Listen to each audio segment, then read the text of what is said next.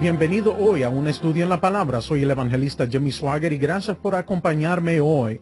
El programa de hoy y el de antier, en mi opinión, fueron excepcionales y yo creo que si usted estuviera con nosotros pensaría igual. ¿Está usted propagando la noticia de un estudio en la palabra? ¿Lo está haciendo? Espero que sí. Estamos en el estudio del libro de Gálatas. Pablo apóstol, al escribir este libro en concreto, y quiero dar inicio en el versículo 15, él dice: mas cuando a Dios le agradó, quien me apartó desde el vientre de mi madre. Nota, presenta la idea de que Dios había apartado a Pablo, dedicándolo para un propósito especial desde antes de su nacimiento. Y me llamó por su gracia. Nota, un llamado no debido a cualquier mérito suyo, sino más bien debido a la gracia de Dios. Padre Celestial, utiliza esta palabra hoy. Utilízala hoy para que pueda interpretarla bien y la gente pueda escucharla bien. Te lo pido en el poderoso nombre de Jesús. Amén y amén. Sí, lo que declara Pablo. A Dios le agradó que me apartó desde el vientre de mi madre y me llamó por su gracia. Si Pablo se refiere a lo que yo creo que se refiere, quiere decir que, en esencia, Pablo fue llamado por Dios aún antes de nacido. Él no lo sabía, desde luego no pudo haberlo sabido, pero parece que le da crédito a la idea de que esto es lo que sucedió. Desde el vientre de su madre, desde su nacimiento, antes de su nacimiento, desde el momento de su concepción o incluso antes. Desde luego el Señor sabía, Él lo sabe todo, pero Pablo fue llamado por Dios. Bien, surgieron ciertas preguntas con relación a esto. Quiero que lo piense por un momento. ¿Qué edad tenía cuando aceptó a Cristo o tuvo esa gran visión de Cristo en el camino a Damasco? No se sabe. Se cree que tenía un poco más de 20 años, o tal vez un poco menos de 30 años, 20 y tantos años. Era más joven que Simón Pedro. Aconteció no mucho después de la resurrección de Cristo y su ascensión a la gloria. Pero desde el principio de la época de la iglesia primitiva, y comenzó, como dije la semana pasada, en Jerusalén. Y cuando se menciona iglesia, no se refiere a un edificio de la iglesia. Eso nunca existió ahí porque era contra la ley. Ellos tenían culto en las sinagogas, tenían culto en las casas, tenían cultos en el lugar donde se reunían miles de creyentes judíos cristianos de esa época. Ahora, la noticia se había propagado como pólvora de que Jesucristo había resucitado de entre los muertos y había una cantidad increíble de indicios de que es exactamente lo que había acontecido. Pablo, entonces conocido como Saulo de Tarso, nació y creció en Tarso, situado en Asia Menor, bastante lejos de Jerusalén, pero él pasó varios años en Jerusalén estudiando. Fue discípulo del mayor maestro del mundo de esa época, Gamaliel. Como lo mencioné en el programa de ayer, lo estaban preparando para ser el superior de los fariseos, el gran catalizador de los fariseos, el genio de la ley. Su primer encuentro con el cristianismo, no se sabe exactamente dónde era, pero se sabe que quizás ha sido cuando Esteban predicó ese gran mensaje. Y los líderes de la sinagoga se enojaron por el mensaje de Esteban. Incluso, escuche, hay ciertos indicios que Esteban tuvo un debate con Pablo en la sinagoga. Y Pablo, a pesar de toda su brillantez, de todos sus conocimientos, toda su inteligencia, todo su entendimiento de la ley, no pudo refutar lo que dijo Esteban. Esteban, que no tenía credenciales en absoluto, uno de los diáconos en la iglesia primitiva. Él no fue discípulo de Gamaliel o de grandes maestros de la ley. sino que fue salvo y lleno del Espíritu Santo. Aleluya, aleluya, aleluya, gloria a Dios. Salvo por la sangre del Cordero, redimido, como me gusta proclamarlo, redimido por la sangre del Cordero, redimido por su misericordia infinita, su Hijo y para siempre. Yo soy. Hay un río, de lo cual los arroyos alegran la ciudad de Dios, los tabernáculos del Altísimo. Esteban era salvo, lleno del Espíritu Santo. Lo pone años luz por delante del pensamiento formal y frío de la doctrina farisaica. Y hay eruditos que creen que Pablo debatió a Esteban en la sinagoga, que era dedicado a los de Cilicia, etc. Y que Pablo no pudo refutar bíblicamente lo que dijo Esteban y perdió el debate y se avergonzó delante de sus contemporáneos por este judío helenístico sin educación. Teníamos conocimiento de las escrituras que Saulo de Tarso. Y pocos días después, luego de entregar Esteban su gran discurso, y ellos se enojaron a un estado de agitación, entonces lo apedrearon.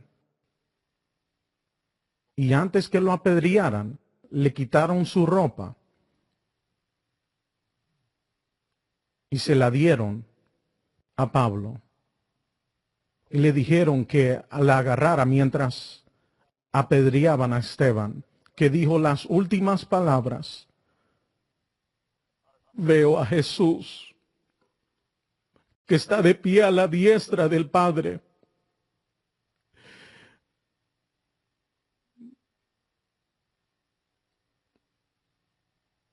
Veo a Jesús. Murió con una visión de Cristo ante sus ojos. Y todos los que lo escucharon y vieron su cara que resplandecía mientras las piedras lo herían, diga lo que diga, yo no creo que Pablo pudiera olvidarse de eso. Yo creo que al mirar esa ropa en sus manos en ese día y vio el cuerpo sangriento de Esteban en el suelo y las palabras que resonaban en su mente: yo veo a Jesús.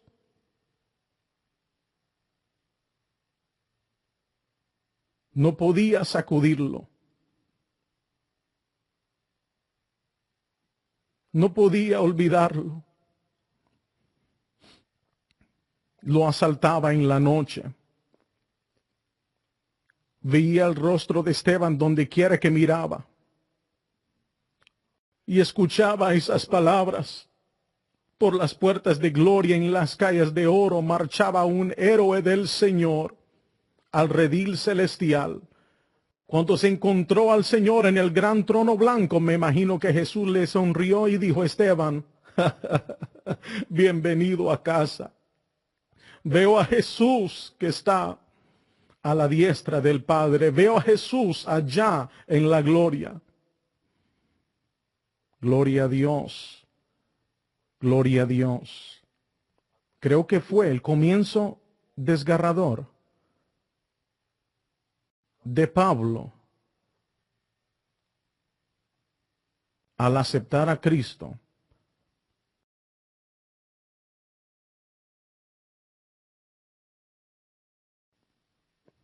La convicción que él experimentó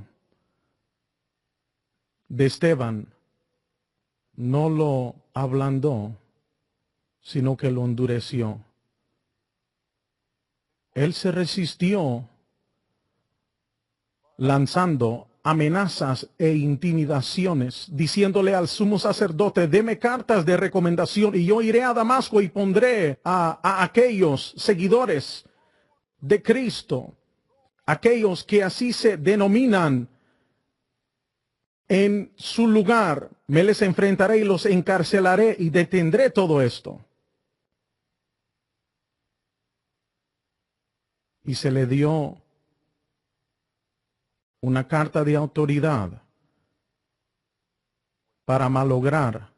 Como dije, se hace mención que cierto número de creyentes en la iglesia primitiva dieron su vida a causa de Pablo. Fueron torturados a muerte. Murieron de un corazón quebrantado. Fueron encarcelados, torturados.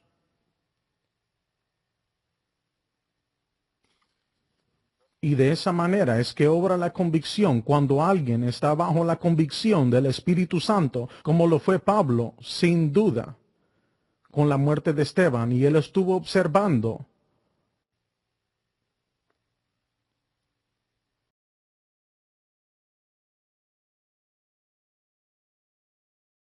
él se volvió más malo. Es por eso que Jesús le dijo, cuando se le apareció a Pablo en el camino a Damasco: Saulo, Saulo, ¿por qué me persigues? ¿Por qué das coces contra el aguijón? El aguijón era un palo con punta salida del lomo del buey, que si el animal cociaba, se daba en esos palos con puntas y dejaban de cociar. ¿Por qué das coces contra el aguijón?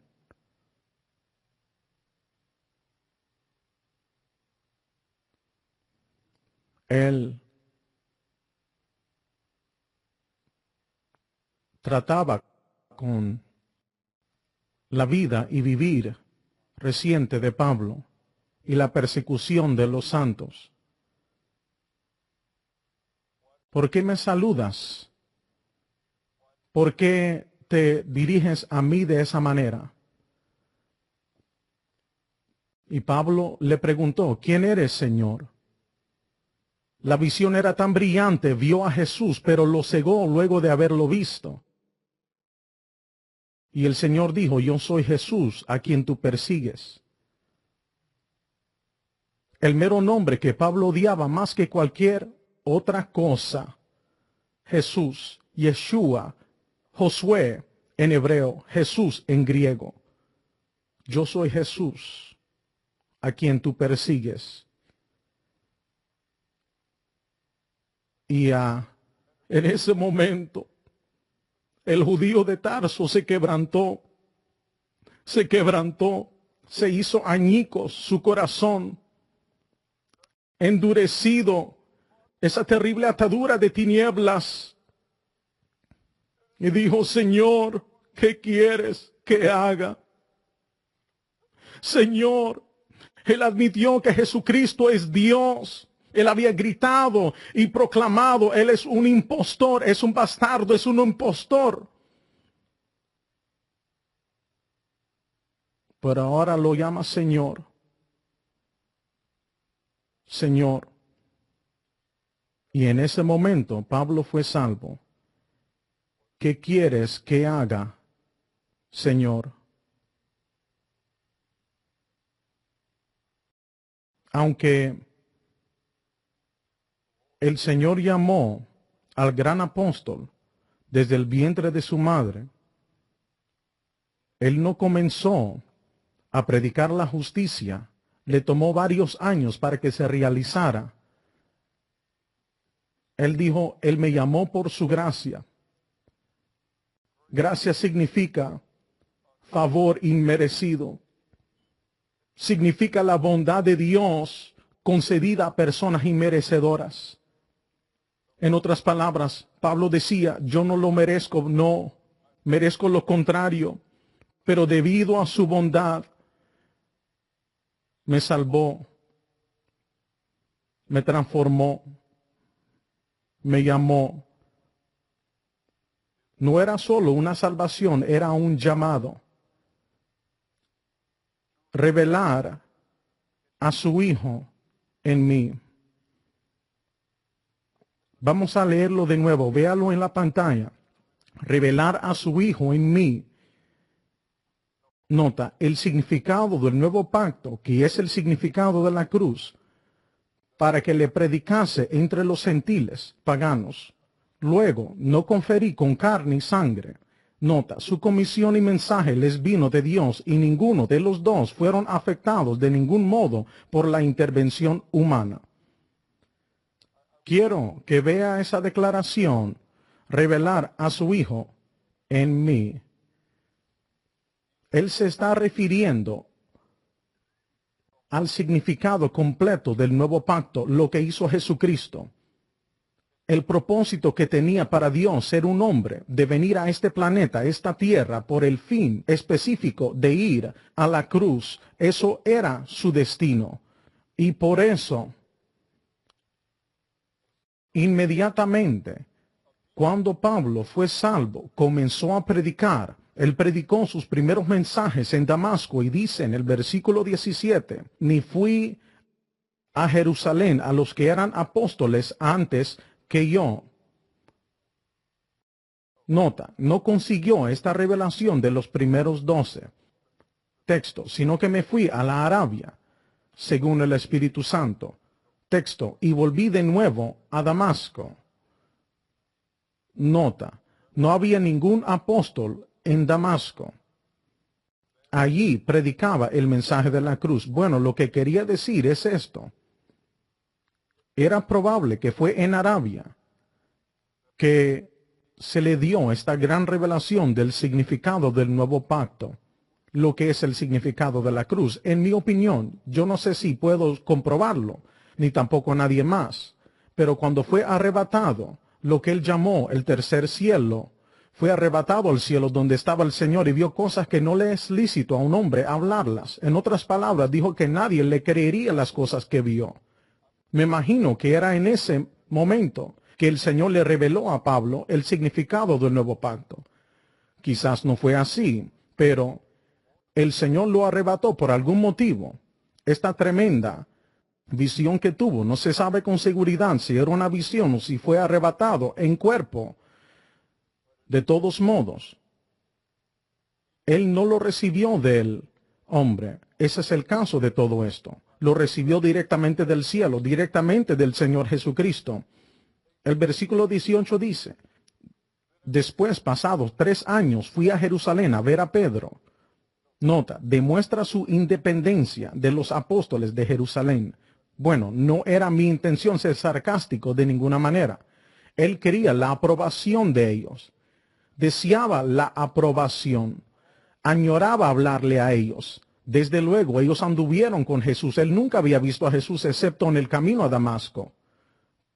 Pero tenía cuidado y guiado por el Espíritu Santo, que era claro que lo que recibió no fue del hombre. En otras palabras, no le prestó de alguien. No había sido instruido en eso, sino que se le había dado a él este gran mensaje de la cruz por el Señor Jesucristo.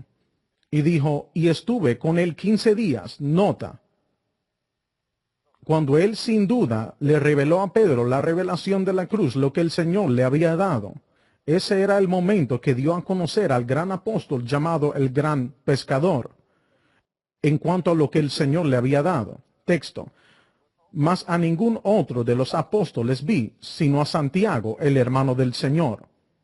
Nota, Santiago no se denominó apóstol, pero Pablo sí. Bueno, es ese otro cuento para más tarde. ¿Por qué no se denominó Santiago apóstol? Como ve, Santiago era el medio hermano de nuestro Señor. Era el pastor principal de la iglesia en Jerusalén, la iglesia más grande. Entonces, quizás 40 o 50 mil personas. ¿Por qué no se denominó apóstol? Bueno, desde luego, No se sabe todas las razones, pero supongo que era eso. Pablo lo llamaba apóstol y él era un apóstol, pero no se denominaba así. Era porque él no había seguido a Cristo en el ministerio terrenal de Cristo.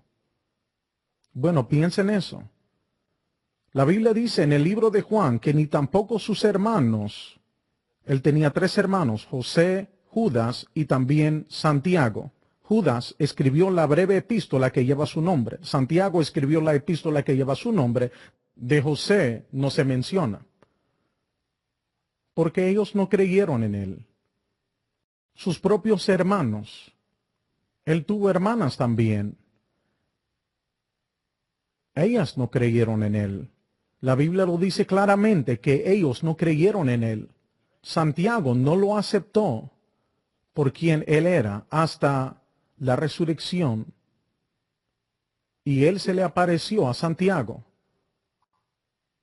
Piensen en eso. Su propia familia, por así decirlo. Sin embargo, hay algo que debe decirse de esto. Jesús no tenía ningún parecido a sus hermanos o hermanas. Él no se parecía a ellos no se parecían a él. Él no tenía nada de los gestos de su madre o de su padre.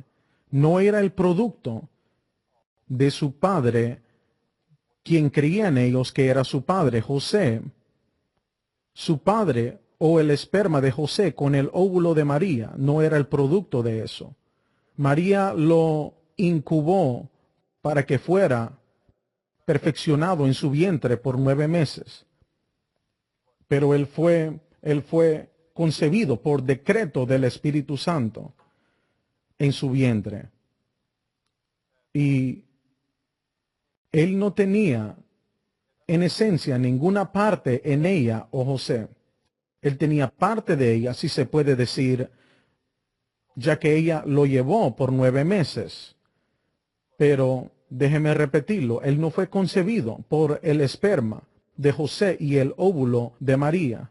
María era una virgen cuando Jesús fue concebido y fue concebido por el Espíritu Santo. Él no se parecía a ellos, no tenía el cabello, las expresiones faciales como las de José o María o sus hermanas y hermanos. Bueno, continuaremos mañana, porque es una lección muy hermosa. Qué placer es estar con usted. Hoy soy el evangelista Jimmy Swaggart y qué privilegio es poder llevar este maravilloso y glorioso evangelio de Jesucristo en español, uno de los idiomas más hermosos del mundo, a todas partes de los Estados Unidos, México, Centro y Suramérica. ¿Cómo le doy gracias a Dios por eso? Con toda la fuerza que tengo en mí, quiero alentarle a usted para que adquiera un ejemplar del Nuevo Testamento del Expositor. Es una nueva edición y me han dicho algunos doctorados y licenciados, y lo digo en serio, que es la mejor traducción castellana del texto griego que se haya visto. Es solamente una opinión mía y muy importante, desde luego, pero el Nuevo Testamento del Expositor es diferente en que cada versículo tiene su explicación. Por favor, vea una muestra en la pantalla. Lo que se muestra es Romanos capítulo 6, versículos 3 al 5. Cada pasaje, desde Mateo 1:1 hasta Apocalipsis 22:21. O sea que prácticamente cada versículo está explicado, y a propósito, vamos pronto a tener a disposición la Biblia completa en español de la Biblia de estudio del Expositor. No obstante, me gustaría que usted adquiera este Nuevo Testamento. Si no lo ha adquirido, le aumentará su conocimiento de la palabra de Dios y le ayudará a entenderla como nunca antes. La Biblia de estudio del Expositor ha sido producido por el Espíritu Santo. Tiene el objetivo de ayudarle a entender mejor la palabra de Dios, y nada en el mundo es más importante que eso. ¿Me explico? Muy bien. Esto es lo que he hecho. En los últimos días he reducido el precio a $25 el ejemplar y el gasto de envío está incluido. Hacemos todo lo posible para que usted pueda adquirir un ejemplar. Permítame decirle algo. Usted no malgastará su dinero. Será los mejores $25 que usted haya invertido en toda su vida. Y voy a serle sincero. No hay nada en el mundo que sea más importante que la palabra de Dios. Por favor, comprenda que nada es más importante que aprender la palabra de Dios como se debe. Este Nuevo Testamento le ayudará a hacer eso exactamente. Permítame decirlo de otra forma. En mi opinión, el Nuevo Testamento del expositor es una Biblia de estudio y es el instrumento principal que se puede colocar en las manos del público cristiano para ayudarle a entender mejor la palabra de Dios. De nuestra parte, hacemos todo lo posible para que usted pueda adquirir un ejemplar. Hemos rebajado el precio a solo $25 y todos los gastos de envío están incluidos, ya que quiero que usted tenga un ejemplar. Va a transformar su vida. Únicamente la palabra de Dios puede hacerlo. Puede ver el número y la dirección que aparece en la pantalla. Le pido que nos dé una llamada o nos escriba. Los telefonistas estarán esperando su llamada por solo $25. Cárgalo a su tarjeta de crédito o llámenos y le prometo que usted se alegrará de haber hecho su pedido. Le ayudará a entender la palabra de Dios como nunca, nunca, nunca antes. Bien, estaré esperando su llamada y le prometo que será de gran bendición. Hasta la próxima, que Dios le bendiga.